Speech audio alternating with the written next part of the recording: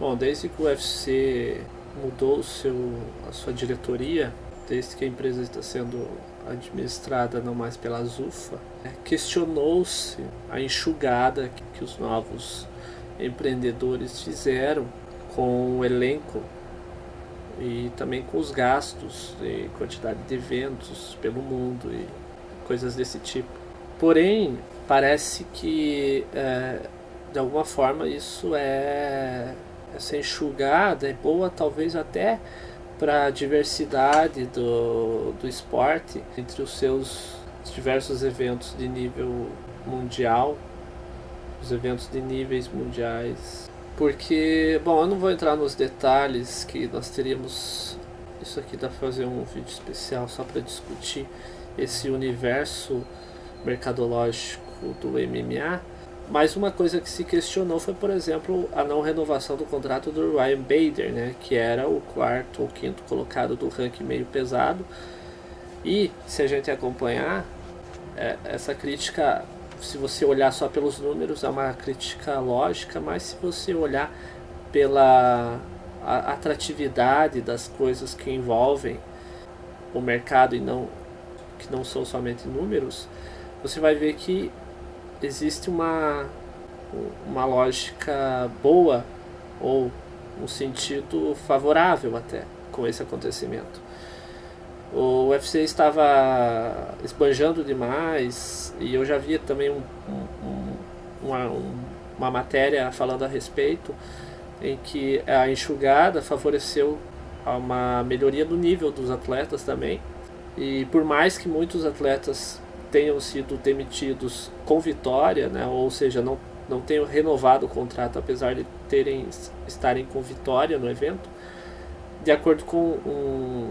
todo um mecanismo lógico de combinação de lutas, eu acho que tudo faz sentido com o que foi realizado, a diminuição de eventos no Brasil, por exemplo, mas focando em eventos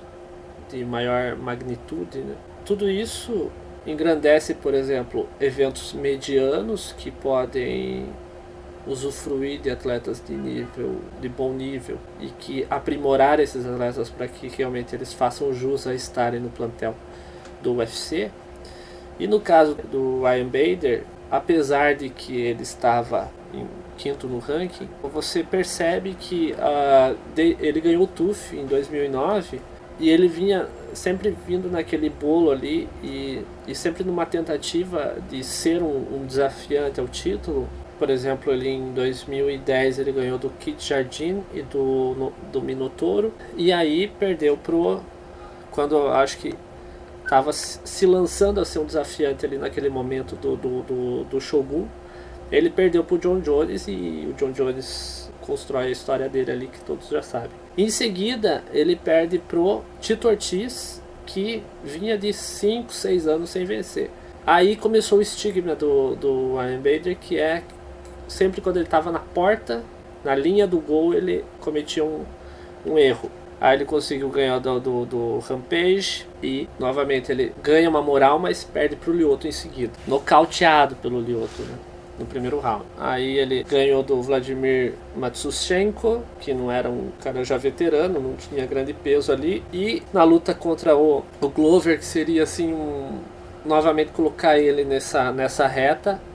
ele perdeu por nocaute técnico pro Glover. Aí ele engatou uma vitória, uma sequência boa de 5 lutas, incluindo Phil Davis e Rashad Evans. Ou seja, aqui ele de novo é jogado numa tentativa de agora é a hora dele, essa tentativa de renovação de pessoas para lutar pelo cinturão meio pesado, e ele enfrenta então o Anthony Johnson e é nocauteado no primeiro round. E aí, ainda em 2016, ele se recupera, ganhou do Ilir Latif, e na revanche contra o Minotauro ele venceu por nocaute e nocaute técnico, respectivamente. Então faz com que ele se mantenha naquele bolo, porém atrelado ao estilo de jogo, estilo de luta dele, que não é uma luta que chame atenção. Ele não tem um estilo que encanta, como vem do wrestling. Ele tem essa coisa dessa luta amarrada, dessa luta que não empolga muito. Apesar de ter 8 nocautes, você vê que a maioria das vitórias dele foram por decisão. Tudo isso influencia na hora de você pesar, porque para o UFC provavelmente o salário dele já era um salário elevado pelo status que ele adquiriu dentro do evento. Porém, ele talvez não vendesse o suficiente para suprir esses números salariais dele. Com isso, claro, ele exigindo provavelmente um certo valor e o UFC não aceitando e abrindo ao mercado a possibilidade de ele, por exemplo, ir para o Bellator, isso propicia que, por exemplo, se ele for para o Bellator e ele conseguir uma carreira de destaque lá a ponto de conseguir o título do Bellator, o que vai proporcionar muito dinheiro para o Bellator e muita publicidade em cima, por exemplo, de uma possibilidade de uma revanche com o Phil Davis, que é o atual campeão do Bellator e que foi derrotado pelo Ryan Bader em 2015, não há muito tempo atrás, faz com que, se ele for realmente campeão do Bellator, a chance dele voltar em algum momento para disputar o cinturão do UFC e render muito mais dinheiro com essa disputa é mais vantajoso do que manter ele ali sem um retorno financeiro que fizesse jus à empresa. Esse é só um exemplo de muitos outros que foram nessa mesma linha, e inclusive em casos como, por exemplo, o Brad Pitt, que se aposentou nesse fim de semana com uma sequência de 3 derrotas, onde é um cara que também adquiriu certo nome dentro da sua categoria, apesar de não ter sido expressivo o suficiente, também esteve ali batendo na porta, mas nunca foi suficiente para ter uma expressividade de campeão mundial, pelo menos no WSC ou no UFC, faz com que ele se aposente com esse status de lenda, pelo menos no MMA inglês, né? Mas provavelmente com o fim de contrato, porque esses caras assinam um contrato de 4 lutas, encerrando o contrato, o UFC obviamente não iria renovar, como é o caso do Vitor Belfort, que não compensa mais nessa altura do campeonato, quando você sabe que não há mais rendimento, eles irem a outro evento, por exemplo, ganhar mais dinheiro, quando talvez comecem até a perder dinheiro. Então, alguns se obrigam a se aposentar nesse status, e aí você vai fazer uma análise de uma sociedade de mercado, por exemplo, quando o Mises fala que o mercado, na verdade, corresponde a uma vontade da própria sociedade, e aí nesse sentido você vê que há 100 anos atrás o mercado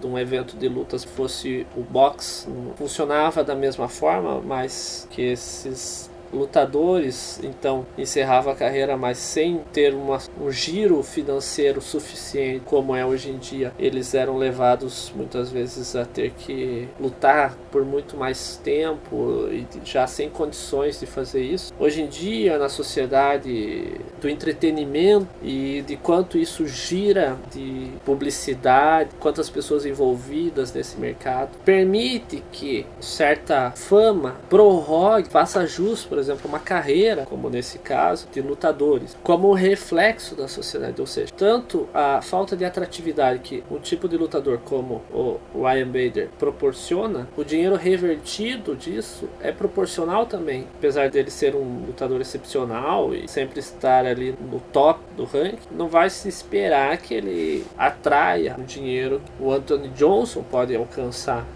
de acordo com o seu modo de luta. Você vê que essa consequência de sociedade, de entretenimento, de atratividade, de dinheiro, tá tudo interligado, porque